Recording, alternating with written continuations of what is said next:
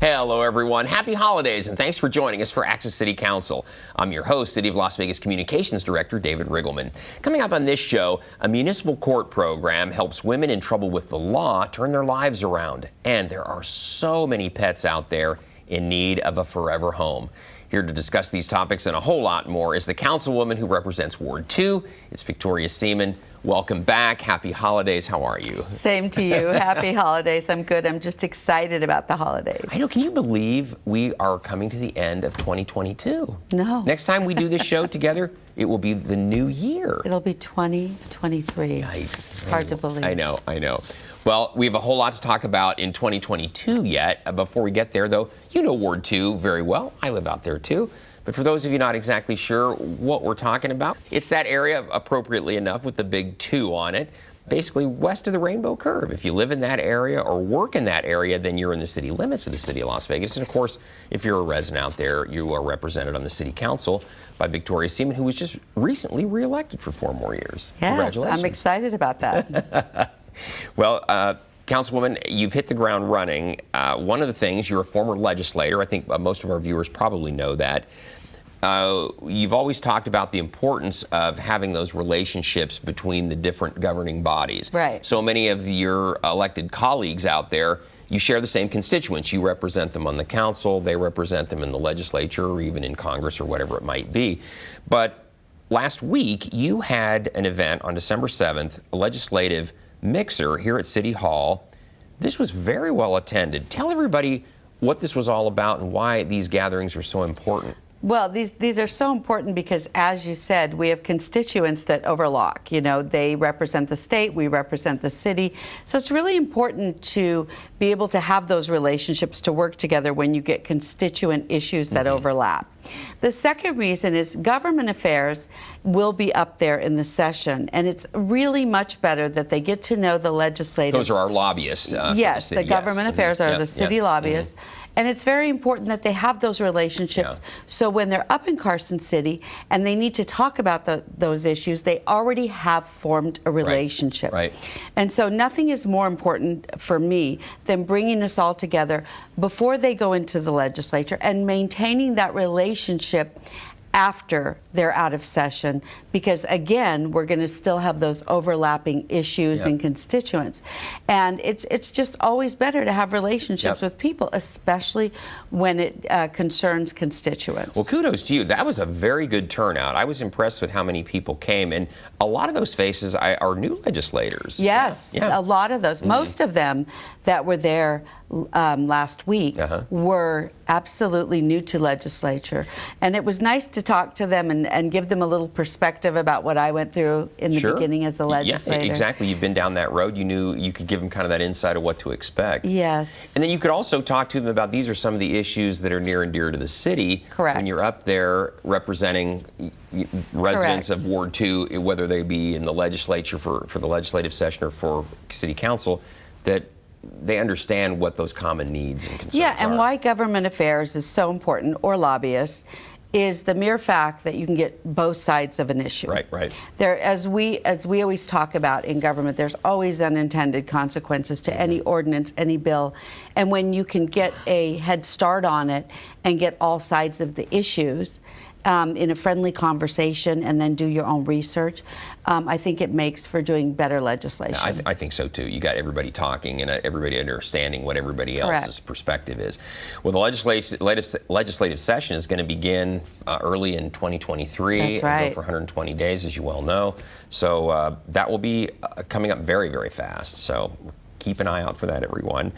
And then also last week, I love this, you had a holiday appreciation event to say thanks to your constituents out there. This was a big deal. And we had such a great turnout. And it's always nice to bring all the constituents together so they can meet each other, get to know each other. We do that in our breakfast buzz. And so it's nice now to have more people come that came to the party. And it's just nice to bring people together, have food together, talk about issues, talk about the neighborhood, and give away our handmade ornament. Wow. Every year we have a local artist put together an ornament for Ward 2, and we give it out to the constituents that come to our Christmas parties. So you always do this at a local restaurant, and yes, we had it at Paymon's. Yeah. Great restaurant, place. Really great wonderful, food. It was just fantastic. Well, good for you. And again, I think people really appreciate that informality, getting to talk with their council member, your staff, city staff that will be there, and just have that relationship of, hey, it's not like, and I've said this so many times, it's not like that intimidation of coming to City Hall and kind of the pressure. And having to park. Yes, and right. You know, all the things you got to do and go through the marshals. You just get to walk up to me, and we get to talk about your issues. And have it's a so drink, much fun. have something to eat, and That's chat. right. Yeah. So, well, something you've done very well, both during the holidays, but also during the year. You always do your breakfast buzz and Ward 2 Biz. You had the last one back in November. We'll talk about that a little bit. But kind of the same format, informal, an opportunity for people to come, chat with you, talk about issues, meet your staff. Yes, we also had our December one already. Yeah. And every month we do this. We make sure that we bring the Ward 2 constituents together every month to have our breakfast buzz. And, we have our regulars, we get a lot of new people, and we also have Metro, who's always gracious enough to come and answer those questions about law enforcement and crime, and whatever questions the constituents have, and our marshals come and talk about what they do. And so I think it brings the community a little closer together, makes them feel a little safer when they can talk to their neighbors and talk about tips for keeping themselves safe with Metro and with marshals.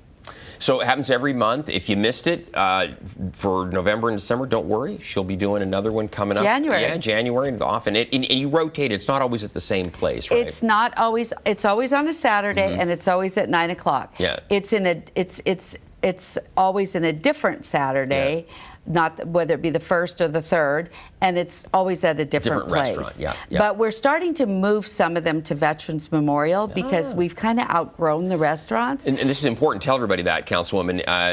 There's just too many people. There's too many people, and we don't want to take up the whole restaurant on a Saturday. When we started, it was a little bit smaller, and it slowly grew and grew and you grew. get 10 or 15, and now it's up to 40 or 50 people. That's amazing. Yeah, and so what we are doing, and when you look on our social media or you join our email list, it'll always have you reserve and tell you where it's at. Exactly. And you'll see. But we're doing most of them now at Veterans Memorial, which is very convenient in the ward. It's in the ward up by Palo Verde High School, and we can accommodate so many people. Yeah, exactly. Well, come and break bread. That's a good problem to have. That's excellent. So again, those are called the Breakfast Buzz and Ward 2 Biz, happening not every Saturday, but always on a Saturday morning in Ward 2.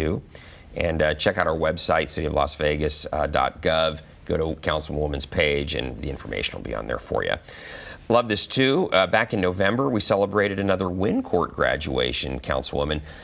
For those of you who don't know, WIN Court, that stands for Women in Need. These are women who have been repeat offenders with the law. Perhaps it's drug issues, perhaps it's prostitution. Sometimes those go hand in hand. Right. And the court, rather than just throwing these folks in jail over and over and over again, tries to get to the root of why does this keep happening?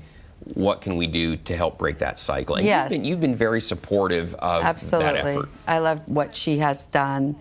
And to see these women change their life around, and that's why they decided to do this program, is so that they can help these women to get on their feet. A lot of them have children. Yes.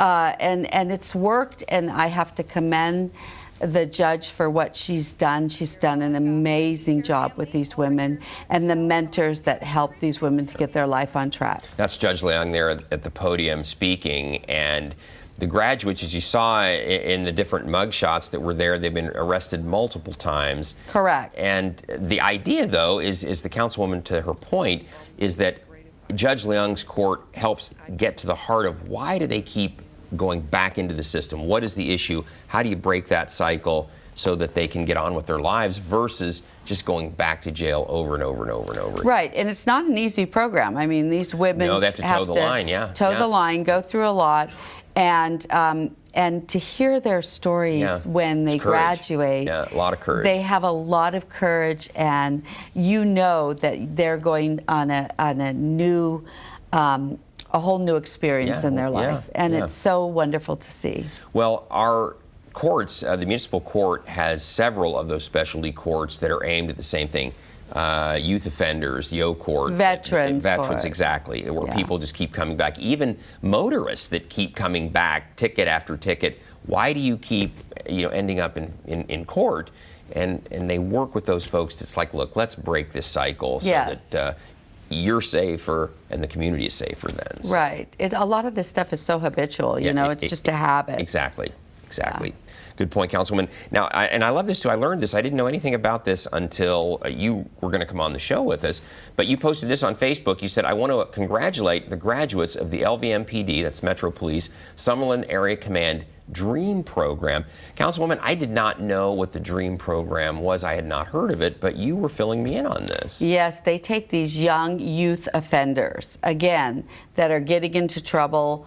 They're constantly in trouble, and they work with them to see if they're candidates to go through this, again, strenuous program, to be mentored.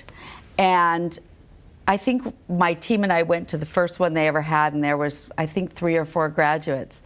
And now they have so many youth graduating. I think the last one had at least 12 youth young people there that had graduated, and it's just a way to put them on the right track. I mean, for some reason, they were going the wrong way in their life, and I think it's so commendable that Metro would put a program like this to recognize those that they believe they could mentor and help. That's what you were telling me, Councilwoman. That's part of the program, is that it's a mentor program to kind of have a figure in their life or lives that will help get them straightened out, get off that wrong path and onto a better one. Right. And this is just a wonderful program. And I love that Metro started this program and that they care enough about the youth in our community to put them on the right track. I mean, these are not, hardcore offenders. No, these are not felons or anything, but they could be if they didn't have the right mentorship. Right. And that's what they recognize, because, law enforcement deals with these situations every day, and they see these juveniles that get into trouble and then advance as felons later. So I think it's a great program. I think that we do so much. We really do in Las Vegas for our community. Yeah, well, it's a win-win because it helps the young person in this case, and it also keeps the community safer as well. So congratulations with that. Congratulations to Metro. And speaking of Metro, you also posted this on Facebook. You said, I want to congratulate the graduates of the Citizens Police Academy. I thank them for their willingness to serve the residents of Las Vegas. And for those who don't know, Councilwoman, this is a big commitment to graduate from the Police Academy, Citizens Police Academy. Yes, but how important is that they go through that and they learn everything that Metro has to go through and what's happening in the community. And it is a commitment. So congratulations to those that decide to go through the Citizens Academy for Metro. It is a long process. I believe it's a year, isn't it, Councilwoman? So. A year-long program. So. They meet every month, sometimes a couple of times a month. It's a commitment. It is. It really is. And you learn all the aspects of the police department, from street patrol to dispatch to everything that they do, and it gives you that insight into what the department faces, how difficult it is to be a police officer, how difficult it is to be in law enforcement in general, and you kind of have that understanding of, wow, this is what a typical day is like at Metro. And, correct. Yeah, tough. So we had done a similar program here, Councilwoman, at the city for our fire department. The pandemic came along and we stopped doing them. I'm thinking we'll probably start it up again like Metro has. I think that would be great. Very similar program. And again, a real commitment. It was a year-long program, and they saw all the different aspects from EMS to fire suppression, but to what the fire marshal does, to what our bomb squad does, and so on and so forth. So gives those folks that insight, that kind of that peek inside of the organization to better understand it. And when people have that better understanding, and I think to your point, where we want to have good relationships, you get that dialogue between the citizens and the entity and things. And it also helps with public safety all the way around. For sure. It's our top priority around here. Yes, it is. And then, Councilwoman, one of the things that you have done that has been a big hit is your Small Business Saturday segments on social media, where you highlight a small business in Ward 2 every week. And I have thoroughly enjoyed this. I know many others have. I live in Ward 2, and it's wonderful because I've learned about so many businesses that I didn't know existed. And this runs the gamut, too. You've had everything from dry cleaners and artists and wedding planners to restaurants and bars. Yeah, so it's been a little of everything. So. I love it. It's so much fun. Yeah. It's fun to go out to the different businesses that, like you, I did not know about. And give them that little boost, too, into the community, learning about them and not having to go further to get a service that you could do right there in Ward 2. It's down the street. Who knew? Correct. Right? And, coming from a small business background, that makes me happy that I can feature these businesses and give them that boost because they're the bread and butter of our economy. Oh, they are, absolutely. And I always get the sense you really enjoy doing these segments, too, when you're out there. We're going to tell you how to, if you're interested, maybe you're a small business owner out there and you'd like to be featured, you got to be in Ward 2 for this segment, but no worries. Again, Councilwoman does this every Saturday. You can contact her office. There's the number 702-229-2420 or email them. It's ward2@lasvegasnevada.gov. And if you got a small business, she will feature you on that program. And just to let folks know, I don't have to come out on a Saturday. No. I film ahead of time. Yeah, we just show it on Saturday. At their convenience. Because I want every business possible to call me, and we'll work around your schedule. And then we do feature it on a Saturday. We give a preview on Thursday on our social media. That's right. And then we actually show it on Saturday. Yeah, a little tease on Thursday, and then the actual segment on Saturday. And again, folks, very informative. Again, so many of these businesses that she's featured are literally within a few miles of my house, and I just didn't even know that they were there. So good stuff. And then, Councilwoman, I know something near and dear to you is our pets, our animals in this community. And we want to just say, once again, there are a lot of pets out there, a lot of pets that are looking for a forever home. And you have your Adopt a Pet segment that you run regularly. You got any kind of dog, cat, and it doesn't even stop there. You got ferrets and turtles and everything else out there that need a home. They need a home. And so I just hope people that are looking for animals will consider adopting and going to the Nevada SPCA or Animal Foundation or wherever they have rescues. They have a myriad of places you can go and adopt a pet. Yeah. And please do that. These poor animals are looking for homes. Yeah, they are. And, folks, it really goes back to the heart of the issue is that there's so much pet overpopulation in our community. As human beings, we've really got to be responsible pet owners. Get your cat, your dog, spay or neutered. Don't just let them breed out there because oftentimes then there's nowhere for them to go. That's correct. And the shelters are just packed to the gills. They are. And so there are a lot of wonderful animals, just the ones you featured there. It'd be nice. They can bring a lot of love into the home. They sure can. They become part of your family. Absolutely. We had a cat. He unfortunately passed away recently, but he was a rescue. We had him for 15 years. Tucker, rest his soul. And our dog is a rescue, too. It's German Shepherd. And so, again, I can't imagine what our family would have been like without them. Yeah, so. Well, it's time for you to get a new cat. Exactly. I think there's already hints of that around the house for sure. So still not quite over the passing of the last one yet, though. So, well, Councilwoman, speaking of pets, we're going to take a short break, but our next guest is going to talk about pet safety during the holidays. You're not going to want to miss this. It's right after this. If you've been affected by suicide, you're not alone. Suicide is a leading cause of death that affects millions each year. In most cases, it happens when stressful life events overload the coping abilities of someone suffering from a mental health condition. And the most common condition associated with suicide is depression, an illness that goes undiagnosed or untreated far too often. But the research is clear.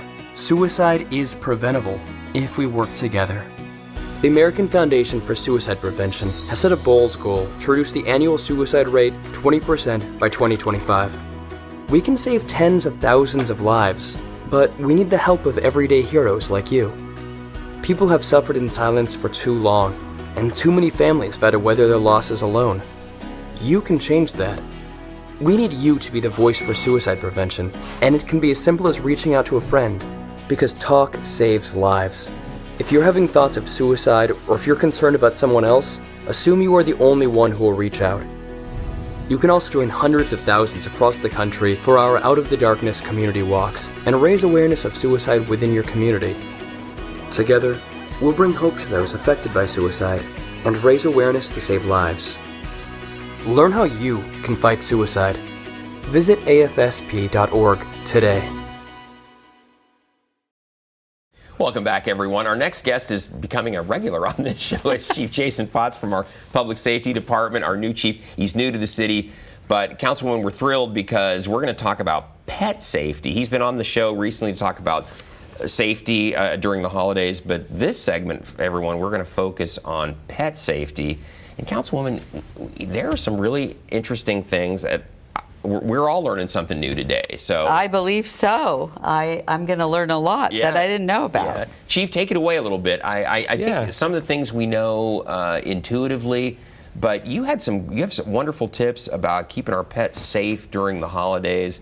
That take it away. I mean, I would just say this: if you're cold, your animal is going to be cold, right? So people don't think about that. We think about hypothermia when it's over 105 degrees, but when it's less than 50 degrees, we need to pay attention to that. And so bring your dogs inside. Those are your short hairs. Those are your Chihuahuas. Those are your pit bulls, your Frenchies. Exactly. Your Beagles. They're going to be cold. Your Siberian Huskies, obviously, you have to consider, they're okay with that kind of temperature. They're going to probably be warm a bit. Right. And then the paws on the pavement, the cold pavement as well, too, because some of the mornings it's already been down around freezing. Right. So 32 is the threshold, especially if it's less than 32 degrees Fahrenheit. So be careful with that. Good point. Anything less than 50 is what we want to pay attention to. So anything less than 50, see, that's a lot. Wow. That's a lot warmer than I thought it would have been, too. And then, Chief, also things that animals, especially dogs and cats, should not be eating or drinking during the holidays. You were talking about the Christmas tree, especially around the tree. All those issues, right? The plants, there's a poinsettia there in front of us, mistletoe, all these things are hazardous to your animals. Chocolate, people don't think about that. There's a chemical called theobromine that's hazardous to animals, and it causes diarrhea. They can't vomiting, digest it, right? Right, and pancreatitis.